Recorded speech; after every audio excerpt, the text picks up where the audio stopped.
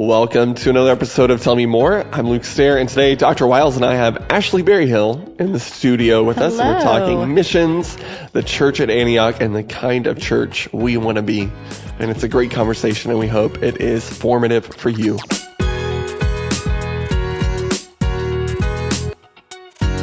Well, here we are for Tell Me More, and in Katie's place, we have the wonderful Ashley Berryhill. She's joining us today. Hello. And it's going to be a good episode, but I was asked that before we really dive in, that I remind all of our listeners that Deck the Halls is coming. So this coming Sunday, November 24th, we will decorate the church for Christmas. It's at 4 p.m., right? I love it. So fun. 4 p.m., and then we'll have a business meeting starting at 6. That's how we do it. That's how we do it at the Wiles house when we decorate for Christmas.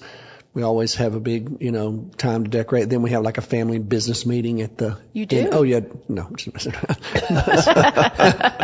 Do you have a quorum when you do that? Yeah. In the Wiles family business meeting, we only need one person, Cindy. Not bad. And then the week after, December 8th, is our Christmas music program, Illuminate. And you don't want to miss either one. You can find info at fbca.org/events or in your Church Center app. Because this podcast is actually sponsored by First Baptist Arlington. How about that? It really is. And brought to you by First Baptist Arlington. It is. And so, and it's hard to believe that we are... by viewers and listeners like you. Making our way through the season, and it's almost Advent. So it is. We got but it's still Missions Month. It is. Come on, y'all. Month. Come on. Our favorite month of the year. It is awesome. And I would argue that Advent is just an extension of Missions Month because you have the Incarnation. That's exactly which just takes you to the incarnational principle of mission. I love it. Man, it's all Missions Month. You just didn't know. Mm-hmm. Yeah. And I love all of the... just the way we have promoted Missions Month this year in so many different ways. I love when you walk through the Welcome Center. I like all the thought-provoking signs that are out. I love the flags always. They, to me, it's overwhelming to make your way through the church campus and see all the flags and imagine all the people in the world who speak different languages than we do, who live in very different cultures than we do, and yet the gospel is good for all of them. And then the material that y'all put together that's in our devotional guide has been really good. And the Bible study material, the Sunday school lessons, I think you wrote, Luke. I did. Good. And so it's been a very comprehensive, holistic approach to what we do on Sunday mornings. It's been very powerful. And this coming Sunday morning, one of the leading Baptist voices in the whole world will be preaching, Dr. Elijah Brown. Be great to have him. So good. And a really good friend of ours, he and his wife Amy.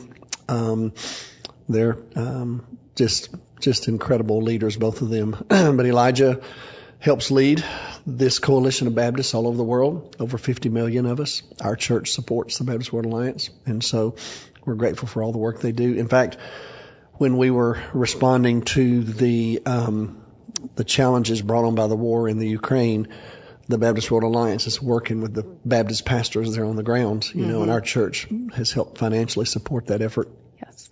And the Baptist World Alliance was the main partner for us. And they've just made so many connections through the years for us. And they are actually engaging in kind of an effort, I guess you call it, to help evangelize the world by the year 2033.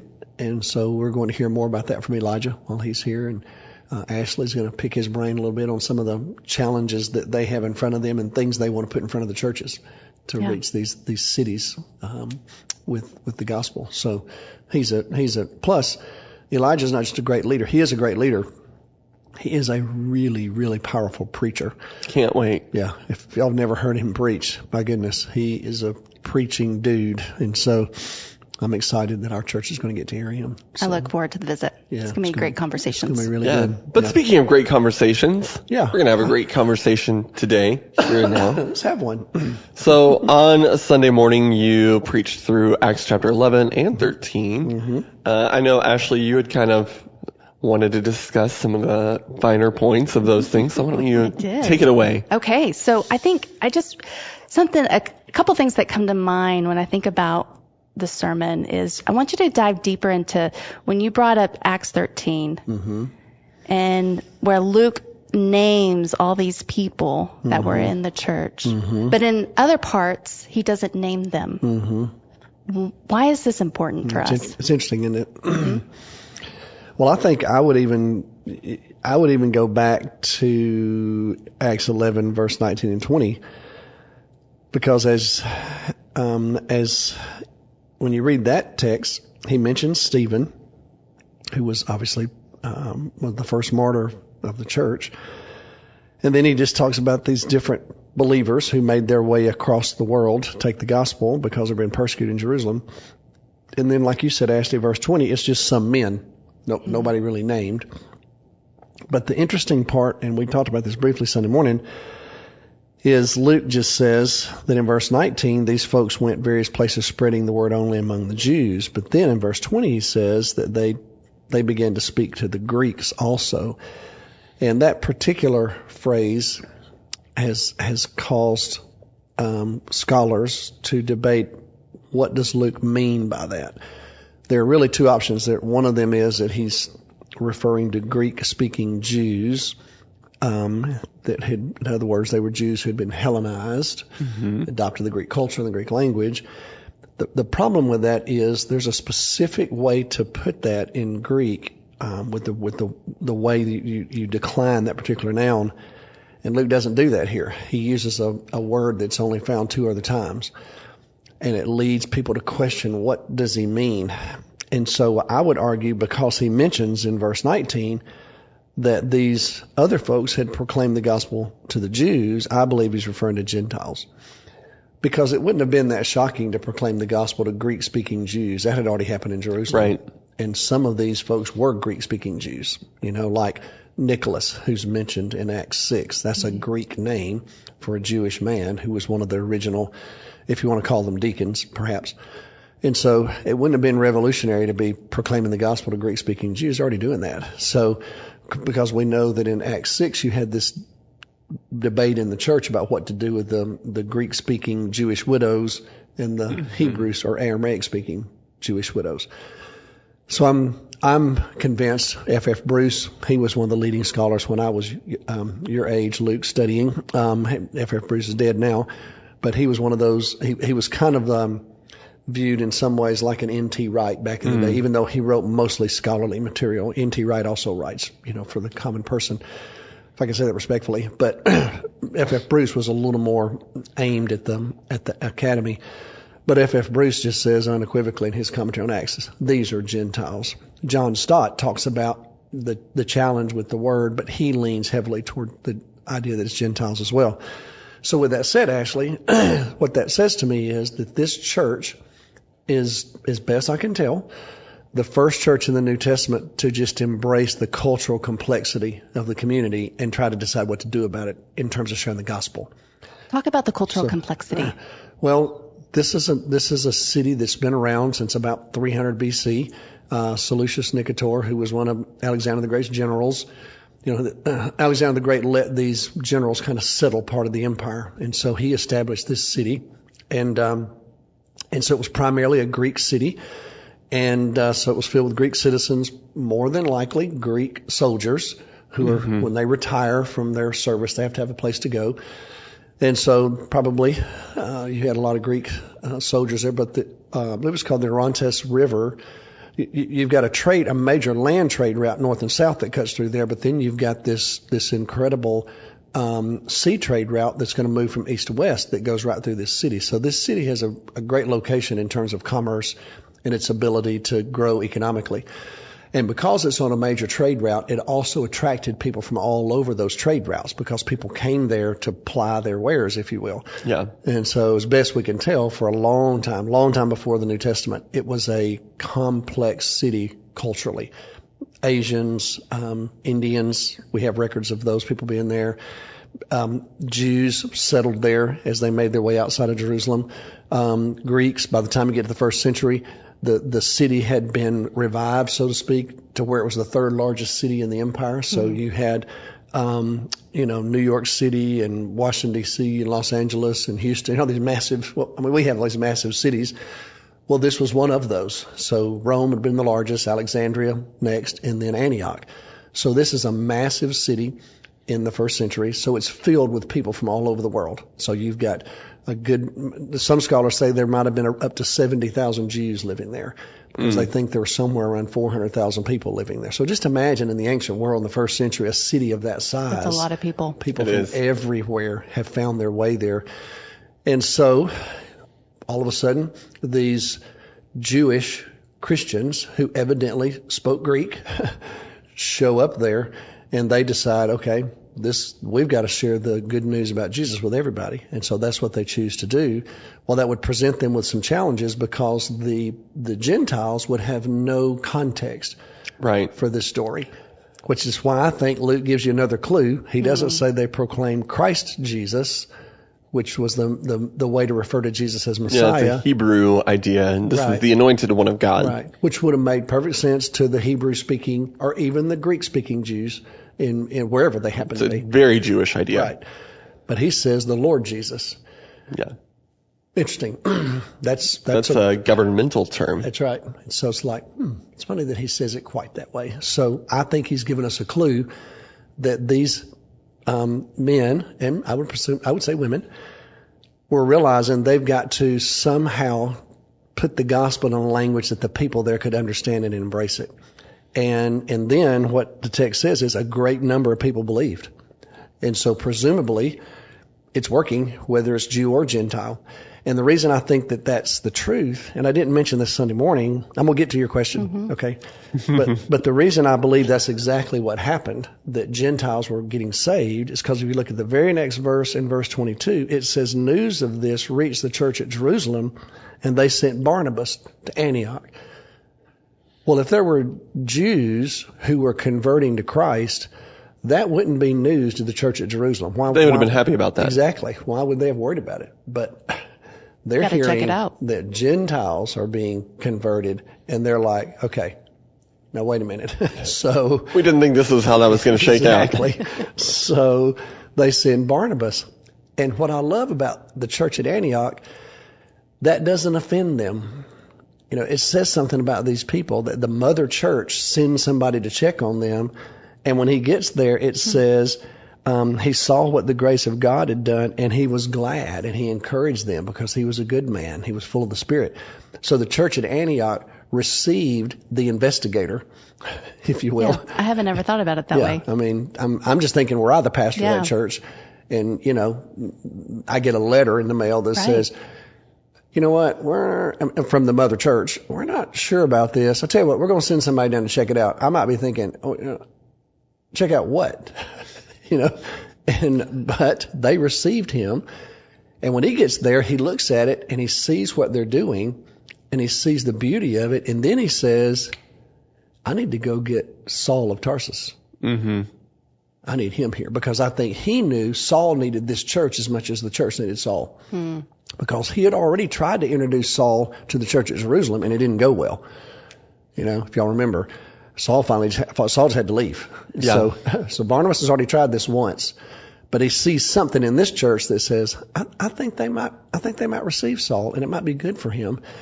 And perhaps it's that sense in Barnabas that he's already seeing that the gospel is spreading beyond the bounds of Judaism, and he knows he needs a partner in this. And the first guy he thinks of is who will eventually become the Apostle Paul.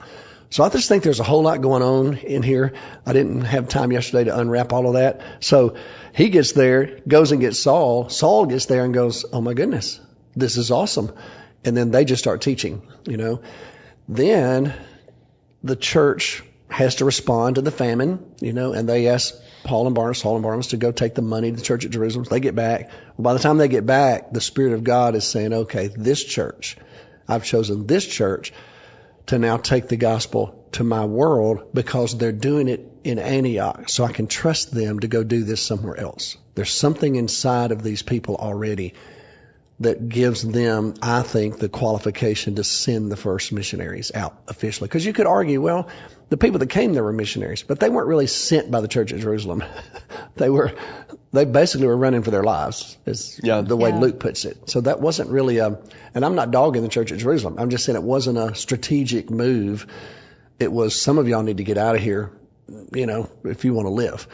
So, but this church, the Spirit of God speaks to them, And they decide, okay, we'll release these 2 men to go do this somewhere else.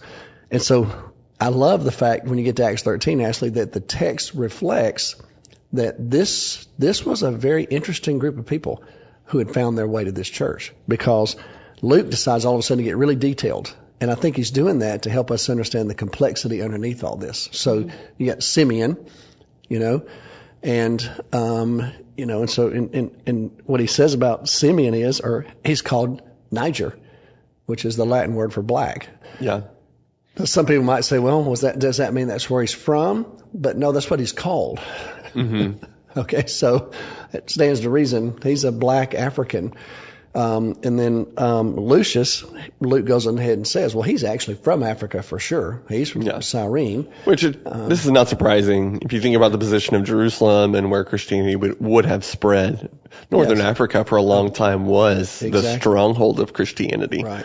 And produced all these incredible Augustine, church fathers, Athanasius. Yes. So it's incredible who came from there. So, well, obviously Barnabas is a Levite, so he's Jewish, but he's not from Jerusalem. He's from Cyprus, so he's from this island off the off the coast of Syria, out in the Mediterranean. Saul, who's from Tarsus, which was Tarsus was known as it was kind of an Ivy League place. It was where there were Gentile institutions of higher learning, whatever you want to call them back in the day, but it's a place where people were trained beyond the normal trades that you might ply as a person. So Saul's coming from, I guess, what would we compare that to today? I'm thinking Alabama, maybe. Is that what y'all would say? Kind of Boston came to mind, but Alabama's better. Well, maybe. Just whatever y'all think. But that's how it would have been viewed. Somebody coming from like Harvard or MIT, or he's from an area in the world that was just known for that. So you've got this intelligent man. You've got this guy who comes from the Levitical priesthood of Israel. That's Barnabas. Then you got Manaen, who, and it's a little bit interesting how to translate that Greek word. The NIV just says he was brought up with Herod Antipas. Well, that means he was reared in the home of Herod the Great. So who is this guy? It's one of the most, one of the most famous names in the early part of the New Testament is Herod. And this guy here grew up in Herod's house. And so some translations say he's Herod's, the tetrarch, that's Herod Antipas, is his stepbrother. In other words, we don't know. But the point is, you got somebody from the royal family, in this church. And then you've got this complex cultural setting.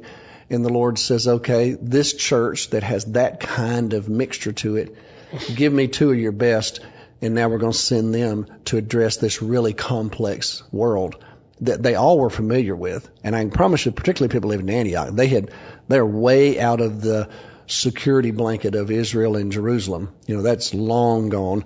There are a lot of Jews in Antioch, but the Jews don't run Antioch. By this time, Antioch is a Roman community. And so I think that Luke is letting us know that this church had come to grips with the complexity of its community, and it could be trusted with the gospel to take it to a very complex world. And so as we were talking beforehand, this is the model church for me. Once I started doing this for a living, I began looking for churches that I could learn from. Mm-hmm. And so, and what hit me, and I had never thought about this, and it may sound very naive to y'all, but when I went to seminary, I'd grown up in the church, been in the church most of my life, and I've been to Sunday school and training union, we used to call it. But I'd not given a whole lot of thought to ecclesiology and just a whole New Testament view of the church. And so we were sitting in class one day in seminary, and one of the students said something to one of my professors, Dr. McGorman, and just said, well, what I hope to do when I leave here is I hope to go and model my church after the New Testament church. And I was just sitting in class, and I thought, yeah, that's exactly what we do. And then it's a classic blunder. Yeah. So Dr. McGorman said, well, which one? And that's the first time that thought ever entered my mind. I was sitting there going, huh. And Dr. McGorman said, the church at Corinth, is that the one you want to model yourself after? Please no. The church at Laodicea. He started going through all these churches, and it was the very first time I sat there at my desk thinking, wow, well, no, I don't want my church to be like Corinth. I mean, they're always fighting all the time, and the church at Laodicea, no, I don't want that. I had never studied the church at Antioch. I'd heard of it, but it's not like I'd ever really looked at it. Well, that led me on a journey to decide, well, okay, let me find one. And when I found this one, this became the model for me. And I've tried to live it out.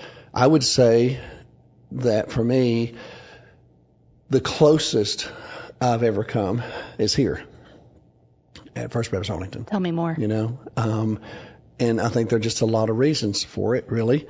I think, one, this church has a very generous spirit, and that's what I sense in that church. Agabus comes down from the same church that's investigated them and says, there's about to be a famine there. We need to send them some money. So not only have you been investigated by this church now needs you. And it just says, as they were able, they gave money. And they said, okay, let's help. Let's be a part of this. Well, this church, long before I ever showed up here, had a very generous spirit, and I believe that's what it's been known for historically in a lot of ways. It's got a certain grace to it. This church has a personality that tends toward gladness. There's a glad spirit here, and it tends toward activity and being engaged. The kind of the old discussion about, are you more like Mary? Are you more like Martha? Mary kneeling at the feet of Jesus, Martha working in the kitchen. You know what I mean? And then you remember Martha comes in and goes, what is Mary doing? Somebody's got to clean these dishes, And Jesus says, well, Mary chose the best thing. But my sense is there are churches that are more Mary and some more Martha. Well, this is more of a Martha church to me. This is a get your hands dirty, roll your sleeves up. We'll use whatever we have available to us. That's there's just a certain scrappiness about First Baptist Arlington that I met when I came here. And I think it's just kind of woven into who we are. That fits my personality. I like that. And then there's a heart for the world. This church has always demonstrated a heart for other people beyond themselves. You look at ministries like International Friends, that have been around a long time, ministries to families like our Child Development Center, trying to figure out what can we do for these young families. Our church has planted churches all over this community. When Dr. East was here, that's just what they did. And then Dr. Wade comes here, and all of a sudden the church starts a woman's clinic, an abused woman's clinic, a shelter, if you will. He works to start a life shelter, a night shelter. Obviously, he starts Mission Arlington. And our church then later is going to start Christian Women's Job Corps. There's just this missional heart that's always been here to me that I inherited. We have good roots, for sure. Yes, really. And so that's just been, so I see a lot of Antioch here. And then, I was really trying to figure out what I was supposed to do several years ago when I felt like my ecclesiology and my missiology were intersecting at a really interesting point in time. And it didn't feel sufficient any longer to just give financially to global missions and cross-cultural ministry and do just short-term trips. Those are all good things. But the Lord was just working and challenging us to do something a little more long-term, a little more thoughtful, a little more strategic, and there are a lot of factors that led up to it. And then I had this young lady in my church named Ashley who felt called to mission. And she was in my office talking to me about her calling, and she didn't want to live it out in some type of an institutional agency-driven setting. She wanted to be a part of her church. And so we had conversations about how to do that. And so the next thing you know, I feel like I'm sitting in Acts 13. The Lord is saying, okay, we need to do this. We need to release this person. We need to make sure she's ready and send her. And so Ashley was the very first one. I had a certain type of ecclesiology that matched Antioch. Right. Yeah. And that led to those conversations. Yeah. And so the next thing you know, we're doing things that are very new to us. So we're commissioning a sent worker. You're the first one. And it was a very exciting time to me because I felt like I was back here in Acts trying to figure out how to minister to this community, but also how to demonstrate our true heart for the world. And of course, that's grown into what we have today. And now you're the leader of it. And so, full circle. It's been a great journey. So, but in the intervening time, before I ever came here, there was a church in Los Angeles called Church on Brady Street that also influenced me, because we encountered missionaries on the field, primarily in Africa, who had been trained at the Church on Brady Street. They had learned how to engage in mission. And so that church kind of became a model for me. And so we did a little investigation in that church. It reminded me a lot of Antioch. And we were able to get to know there was a lady who served on staff there named Carol Davis. We got to know Carol really well, and she helped me understand how they did some of the things they did and why they did them, and why some of the folks we met were so well trained and seemed to be mature in their missiology and their ecclesiology. And so we had some friends from seminary who lived next door to us who had gone to serve there, so we went and visited with them and learned about their efforts. They remained in L.A. as church planters, but they had that same spirit, And so put all that together, and I'm at a point now to where when I think about the church, the model of church that inspires me and informs me, it's this one, the church in Antioch.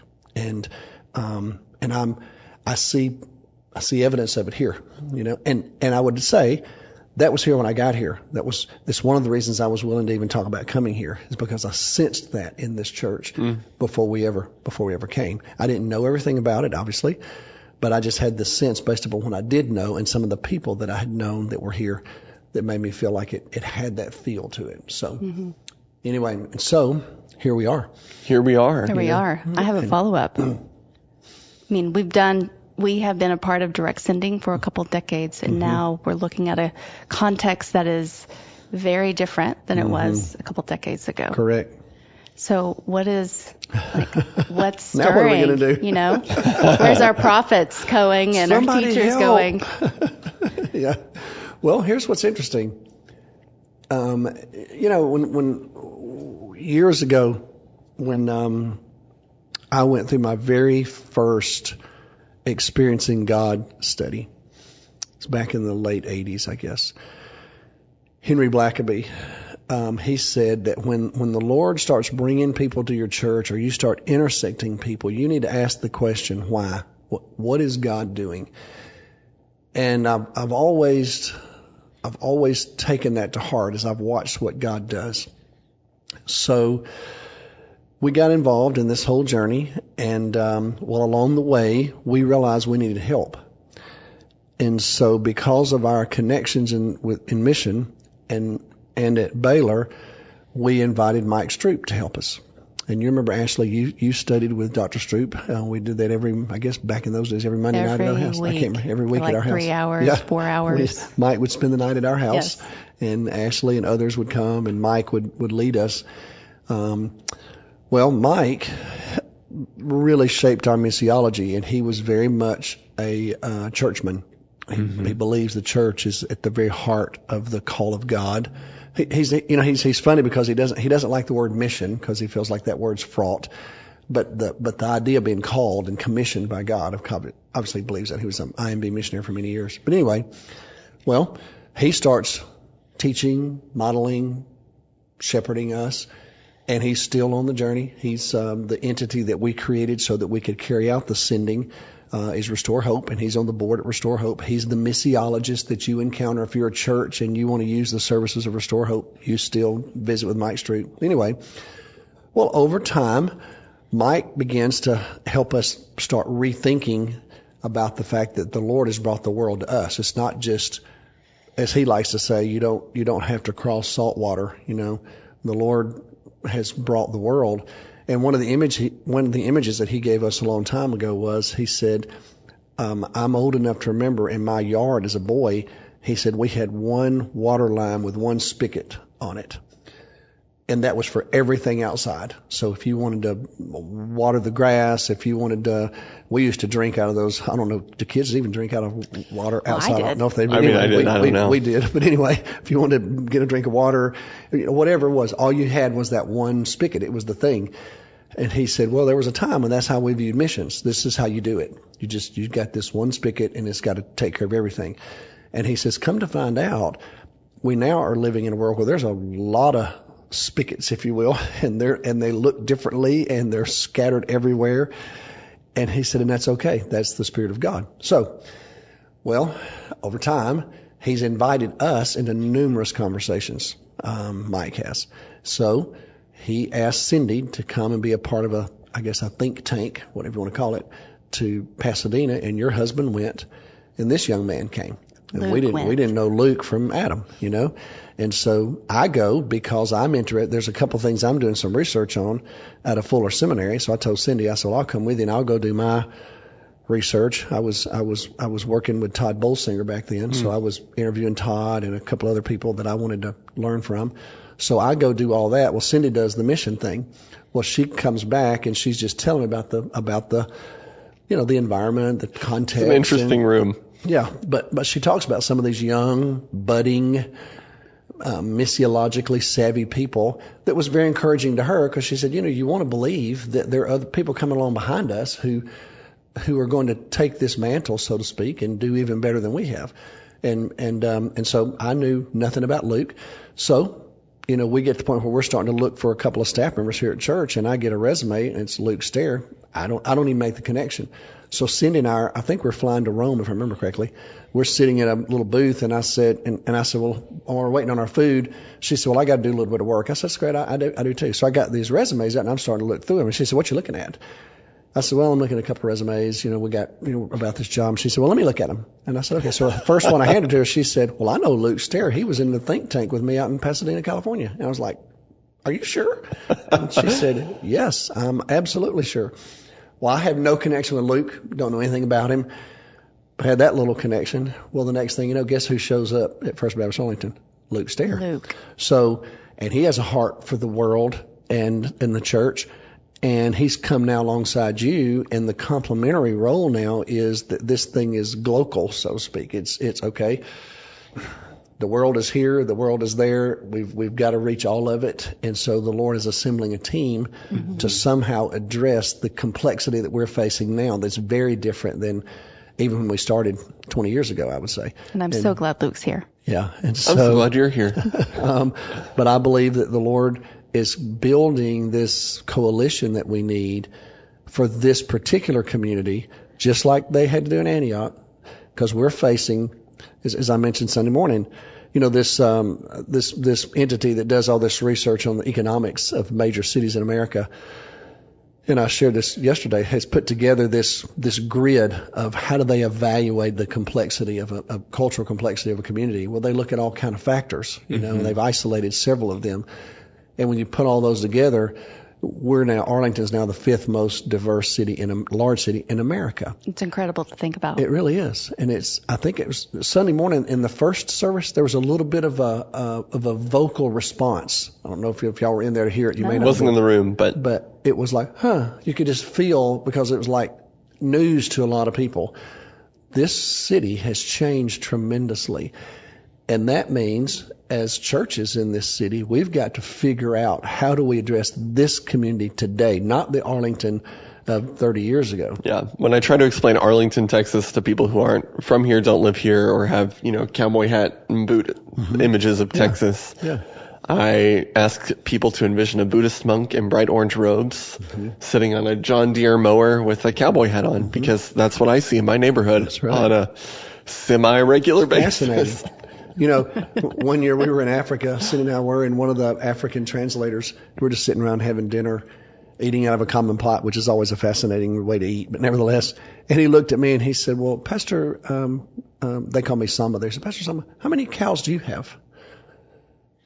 And everybody kind of chuckled, and I said, well, actually, I don't have any cows. And he said, and you live in Texas and you don't have any cows? He said, well, then how do you live? Because in his mind, he's never seen a church have enough ability to pay somebody to work for them. So he's just assuming I'm a rancher, And I said, well, I'm a pastor. And he said, I know, but how do you live? So if you don't have cows, what do you have? And I thought, isn't that interesting? Because in his mind, the only thing he knew of Texas was cowboys, as far as he was concerned. Well, Arlington I mean, look at it. Look at how diverse this community is. And as I said Sunday, I go to Ada's little recitals at her school. I mean, it is incredibly diverse. And that's exciting to me. That's energizing to me, because on the one hand, I think we have to honor that diversity and recognize the complexity of culture. We don't just ignore it. You're not blind to it. I don't believe we're supposed to be colorblind. I don't like that view. We embrace all the ethnicities and the differences and the complexities, but somehow find ways to connect with them as we can and cultivate our own competency in it so that we can be a place that's welcoming. And how that's going to play out, I don't know. But I think you two are going to help us figure that out, because we're having to do that overseas. You think about what you have to do. But we're having to do it here. We've got to do it here. If I were to show you a weekly roster of who came to church for the first time, the majority of those people are not of European descent. They are Latino, they are South Asian. Most of the people who come to our church for the very first time these days, the majority are not European descent people like the three of us are. Right. So it's coming for us. And so as you encounter people, I think this is where it hits practical, and we can't, we have probably 10 minutes left before we wear you out on listening. But as you think about the practical of engaging across cultural lines, I think just some good things to think about are be curious about other people. Try not to judge or let preconceived notions about groups sway what you think. I mean, I'm sorry if you're the church member and you feel outed by the story. I'm not going to use names, but I remember going to one of our traditional Sunday school classes and talking with them about Muslims in our community. And one of them said, I had watched Fox News for so long. I thought they were really terrible, angry, bitter people. Come to find out, my Muslim neighbors are some of the nicest people I've ever met. And now they cook meals for us when we're sick. And so try not to let what you may see on the news or represented in media be what guides you in interpreting a people group or a religious group, but be curious, engage in conversation. I think listen. And some of it comes down to learn how to ask better questions. So don't say, where are you from? It's not a bad question, but sometimes you can ask a better question. It's, how long have you lived in Arlington? Because you may meet someone who's Indian, of Indian descent, but they're now second or third generation Arlingtonian. That's right. Or Metroplex. This is their home. This is their home. They may have, this is their third generation of family to live in the States. They've been here longer than you have. So don't assume they're not from here. They may be from here. So say, how long have you lived in Arlington? And you'll actually open up a better doorway into that person's life story. So think along those terms. Ask good questions. Most people of other religions actually really enjoy talking about their religion, just like you would enjoy talking about Jesus. They want to talk about what they believe. They want to talk about their holidays. I think we talked about Halloween. It was on the same day as Diwali this year. So our Hindu friend texted us kind of a silly little picture and was happy Diwali-ween. But your friends of other religions, your neighbors, your coworkers, they're actually really open if they're of another religion to talking about it. I love how Amy Snyder puts it. She says, live with hope and hospitality. I think that's the posture that we need to live with. And I think there's something to that, Ashley. The couple of the stories I told yesterday, Bob Goff talking about having a parade in his neighborhood and just said, you don't need a plan. Just start loving everybody. I love that. Just love people. People want to be loved. They want to be accepted. But when Rosaria Butterfield tells that story about writing that really hard, harsh take on right-wing conservative pastors, and she gets castigated by them in the mail that she gets, except for one where the guy just says, why don't you just come to our house for dinner? And she actually, I think she thought it was a joke at first, like, okay. She says she even threw that letter in the trash, and then she got it out and got to looking at it, and she thought, I'm just going to see if these people are for real, and just contacts them. And they said, yeah, we'd just like to have dinner. We've never met anybody like you, and so we'd just like to get to know you. Well, 2 years later, they're great friends. And it doesn't necessarily always work, so to speak, that everybody's going to be converted to Christ. That's not necessarily true. But both of them would argue their lives have been changed because of hospitality. And I think it's just getting to know people and listen to who they are. And, I'm enjoying doing that as a granddad.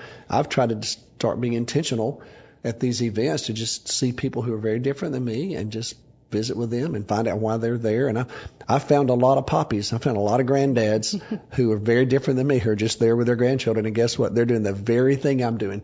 They're videoing, they're taking photos, they're bragging about their grandchild just like I'm doing. And we share some things in common, even though we are obviously very different from one another. And so I've enjoyed that. And I think if we want to continue to be the church that God is going to use, like this church was, then we have to continue to be a church that God can use. That's right. You know, we have to be very intentional, because Yes. if not, if we stay within our comfort zones and don't look up and around and actually go to the margins or go to the people that are different than us and lean into building relationships, we're not going to be the church That's that right. we need to be. That's right. Yeah. But God will find one. That's right.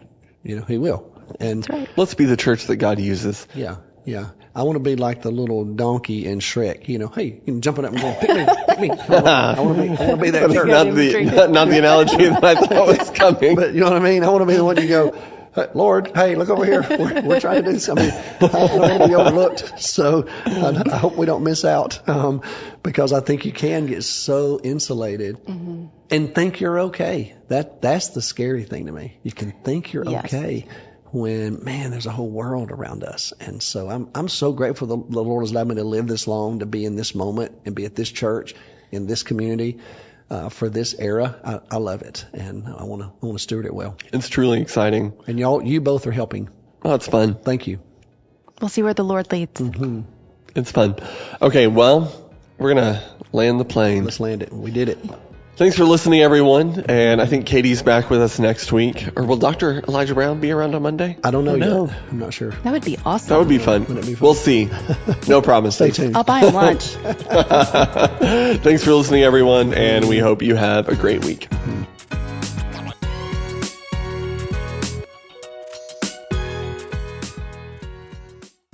Thanks for listening to the Tell Me More podcast today. You can subscribe to this podcast on your app of choice, or you can visit us at fbca.org to find out more information about the podcast and our church. Thanks for listening. Have a good day.